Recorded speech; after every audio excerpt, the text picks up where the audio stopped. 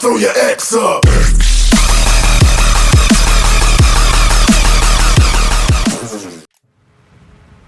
Hey everybody, how's it going today, guys and gals? So we're going to be talking about Total War Warhammer and giving my bit of opinion and thoughts on it and everything. So basically, a review. Now, Total War Warhammer is by far one of the better, newer Total War games we've gotten in a long time.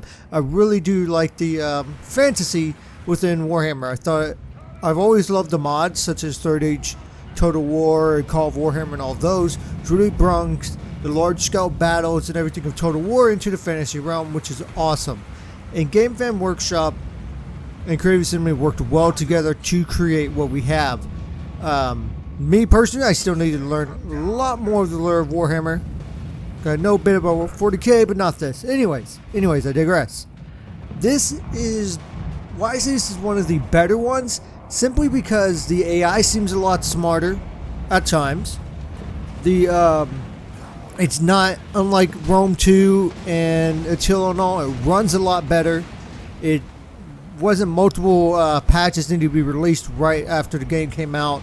Crashes ain't that often, and everything seems to just run better on this game. And it probably has a lot to do about the fact that it's now a 64-bit instead of 32-bit engine, which should have been done a long time ago. Should have happened way before now. But it is how it is, and I'm glad they finally did so. I think a lot of the units and everything, the designs of all of them and everything look really awesome, especially the armor on the dwarves. The orcs look fantastic. The undead is really good. Some people complain about the skeletons, but we really thinking about skeletons walking. They're not going to walk like we do. It's all going to be all kind of crickety and weird movement and all. So it works. It really does work. The undead dragons look really good. The Griffin Knights look great. Those look fantastic. I'm really glad they have such a diversity when it comes to that, because there's an issue in the other Total War games. But hence again, the diversity of the factions are very big. I was hoping to see elves and all when Total War Warhammer was first announced. Unfortunately, we don't have the elves right now, but hopefully we get them later. My biggest problem with this is the sieges. The sieges and the battles themselves, they're just really small and restricted. The battles and sieges are really small and restricted, it seems. The maps don't seem nearly as big. And you have two armies you're playing multiplayer on the field, you cover the entire map. And that is with double lines, if I remember correctly, if you're playing on large scale, huge units, which most do. And that's an issue, because I remember in like Medieval 2 and stuff, you could have quite a few more armies on the field. Up to like about 4 armies on the field, and still have a pretty decent sized map. So I hope they change that and fix that. And in sieges, you can only attack on one wall in one restricted area. And yet in the background you see these large fortresses and the towns and everything. And like, they could have broadened it. I understand why they restricted some of it, but they could have broadened it a good bit, made it a lot larger, maybe have some places have double walls and stuff like that. That would have been really nice.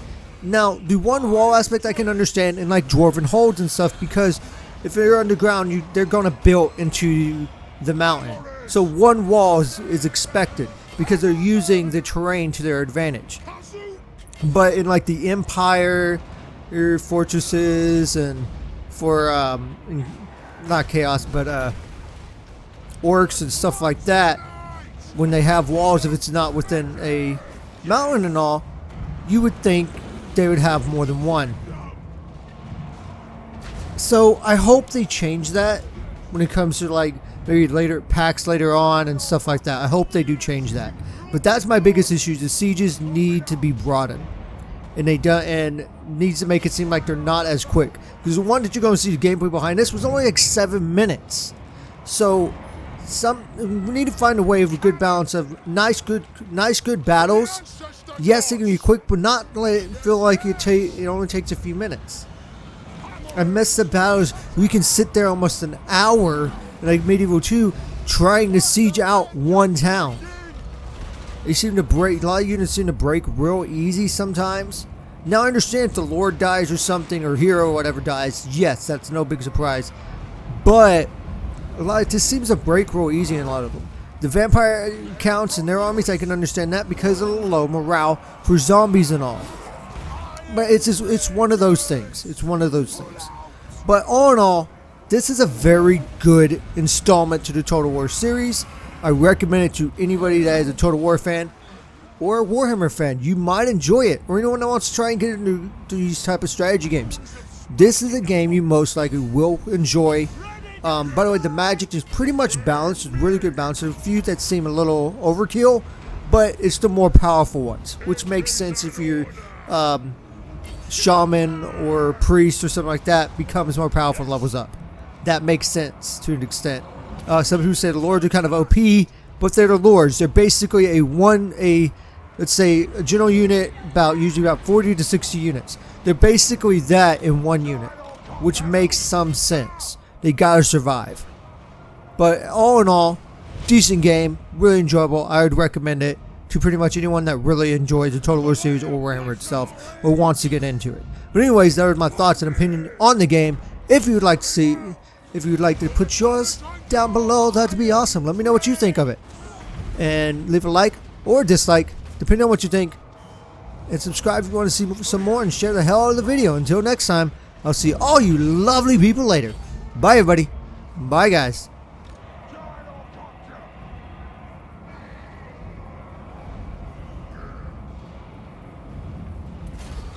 King Thorgrim Muchbearer.